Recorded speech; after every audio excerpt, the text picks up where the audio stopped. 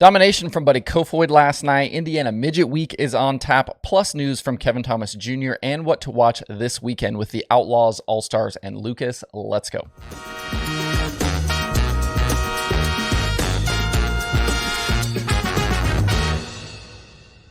Today is Friday, June 3rd, 2022. Welcome into Dirt Tracker Daily. I'm Justin Fiedler.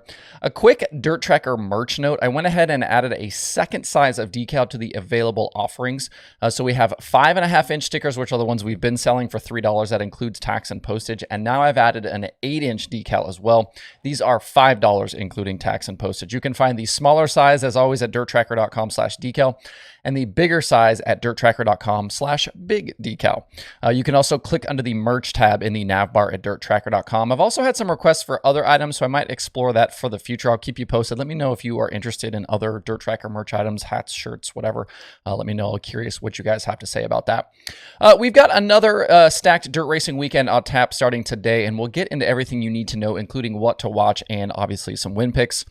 Let's start with last night's racing at Tri-City Speedway for the USAC National Midgets. Buddy Kofoid went 6 to the lead in 4 laps and just flat drove away for the remainder of the feature. At one point, he had a 7.5-second lead. He became the first driver in 3 years to sweep a USAC Midget night, going quick time in qualifying, winning his heat race, and taking the feature victory. The last time that happened was in 2019 at Eldora, and it was Tyler Courtney doing the sweeping last night. Last night's win for Buddy and a third for Justin Grant means that Kofoid has taken over the series points lead as Indiana Midget Week starts tonight at Bloomington. So over the next several races, we'll be watching the series point standings closely as things change, and we'll have Midget Week standings to keep an eye on as well. Kofoid leads Grant by 10, while Kenna McIntosh, Mitchell Moles, and Bryant Wiedemann complete the top 5. Buddy and JG have already kind of separated themselves quite a bit from the rest of the competition. They're the only 2 guys to win a National Midget feature so far this season.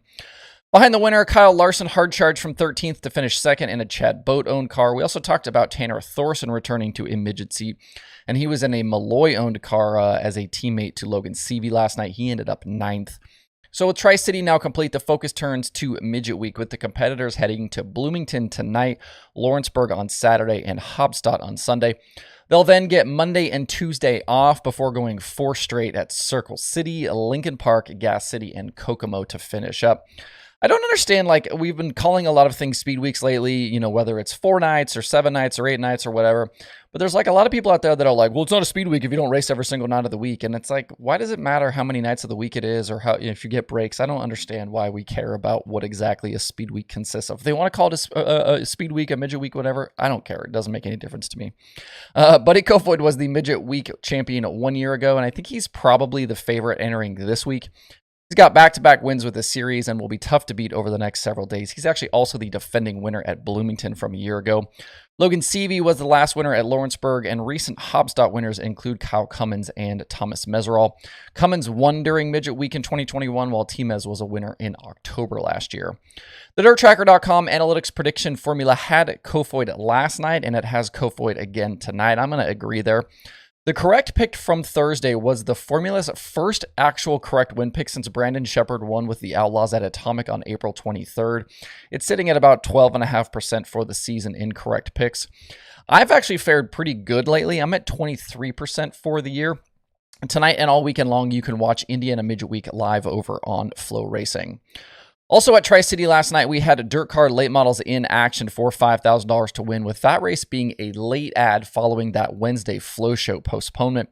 Kyle Larson and Bobby Pierce were out front early, but neither would actually end up finishing the race. Pierce pulled off pretty early on, and Larson broke something on the front stretch not long later and ended up in the wall, giving up more than a 3-second lead. That handed the top spot to Ryan Gustin, who drove away to the win. He's really hot right now, and I think it bodes well for tonight with the Outlaws. He's the most recent winner with the series from a week ago, and he showed plenty of speed last night as well. Dennis Erb Jr. enters tonight with a 106-point lead over Max Blair in the standings, and I think is in a pretty good position to keep expanding that lead. Kyle Larson should again be behind the wheel of the Rumley 6 as long as the issues from last night aren't super bad, and we'll also again get names like Pierce, Babb, Shirley, Heckenast, and a lot of other guys in the field to battle the Outlaws. The series hasn't raced at Tri-City since 2004, so I'd say that nobody really has a notebook or setup advantage tonight, and it looks like most of the guys that will race tonight were in the field last night as well. The prediction formula likes Shane Clanton tonight. I'm going to go Kyle Larson. You can watch this one over on Dirt Vision. Out in West Virginia, the Lucas Oil Late Model Dirt Series begins a 2-race weekend as part of the historic 100. Tonight's race is a very nice $15,000 to win, and then Saturday is a big $50,000 to win show. This is coming on the heels of the Show Me 100, which was also $50,000 to win last week. It will be the first Lucas race at the Big 5A Mile track since 2013. The track was brought back to life in 2021 after several years sitting dormant, and they've already run a couple of big shows there, including both super late model and sprint car events. Speeds will definitely be up and things will be lightning fast over the next few days of racing. Brandon Sheppard is chasing his first Lucas title with Rocket Racing, and they currently lead the standings over defending champ Tim McCready. Tyler Erb, Jimmy Owens, and Ricky Thornton Jr. complete the top 5. Chris Ferguson is the most recent winner from 1 week ago. He was the Show Me 100 winner. The prediction formula favors Brandon Sheppard tonight, but I'm going to roll with Davenport here. It's kind of tough to make picks for this track just because there have been so few races there. And there aren't any other 5A Mile tracks on either the Lucas or the Outlaw schedule, so you can't really go look and see who's got good average finishes on those big racetracks. If you can't get to the track this weekend, Mav TV Plus has the live stream.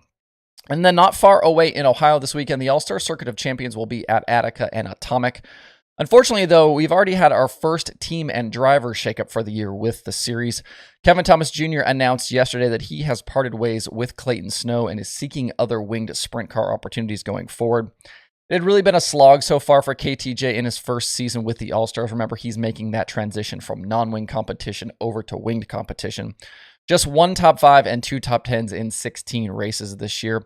Their best finish was a 4th at Waynesfield on May 15th, but their last 2 starts were B main finishes at Port Royal. They were also 22nd with the Outlaws back on Monday at Lawrenceburg. KTJ is currently 11th in the All-Star standings. That is way behind the leader, something like over 300 points. It sounds like this pairing never really got on the same page, and folks I've talked to weren't expecting this one to really last the season, kind of just with the way things sounded. It's a shame for KTJ, but this is just kind of the nature of dirt racing. Sometimes things don't work and personalities don't mix, and I think that's just what we had right here. The Snow team will continue full-time with the All-Stars with Scott Boguski in their other car, and it sounds like we could see KTJ back in the seat tonight with another team already. The battle at the top with the All-Stars remains tight with Tyler Courtney, Parker Price Miller, and Justin Peck all within 46 points, and then Hunter Schoenberg isn't much further back than that either. Sunshine swept the opening 2 nights at Attica back in April, while the series hasn't visited Atomic since 2019. Aaron Reitzel and James McFadden were victors of that season. I do think Courtney is the pick for tonight at Attica, and the prediction formula agrees with me. And I think tomorrow at Atomic could be a really big wildcard show. I would not be surprised to see somebody else jump up and win that race. Looking at maybe like a guy like Cole Duncan, he always runs really well there, and he has 2 podium finishes this season with the All-Stars already. Both of these nights will be live over on Flow Racing. Up north, the World of Outlaws Sprint Car Series is headed at 4 River Cities tonight in North Dakota. That place always produces really incredible racing, so definitely would recommend tuning into that one. And then Sunday, they'll take on Houston Speedway, which should be ready to roll following that Monday storm that damaged the track. Just like the All-Stars, the points are tight at the top with the Outlaws. Only 80 points right now separating the top 5, with Brad Sweet leading Sheldon Hudenshield, David Gravel, Carson Macedo, and Logan Schuhart. Brad Sweet's the most recent winner at River Cities, while David Gravel has won the last 2 of 3 stops at Huset's. Donnie Schatz has had an incredible amount of success in the past at River Cities, and the formula has picked him for tonight. I'm going to go Logan Schuhart, though. He's got 4 top 5s in his last 4 starts at River Cities. That does include a win. I believe the last win came in 2019 there. He's also second in average finish with the Outlaws over the last 5 races, and he leads in average finish over the last 10 races. And this feels like yet another weekend where things in the standings will continue to stay tight here. I don't really see anyone separating themselves kind of from the pack right now. I think this is really shaping up into being one of the toughest championship battles we've had with the Outlaws in a long time. I mean, 5 guys within 80 points right now is just insane. I definitely like where we are right now with both the big sprint car series with the Outlaws and the All-Stars. If you're a sprint car fan, it is definitely a dynamite time to be a sprint car fan right now. Drop me a comment. Let me know where you're headed this weekend, your win picks, and what you'll be watching on the streaming services. And speaking of the streaming services, there are over 100 shows coming up this weekend from the various streams or various services. That includes both the World of Outlaws series on Dirt Vision plus weekly racing at places like Knoxville. Flow Racing has Indiana Midget Week, like I talked about, plus the All-Stars in Ohio and plenty of other things. We've got Lucas on Mav TV Plus, and then a ton of local and regional racing across the other providers.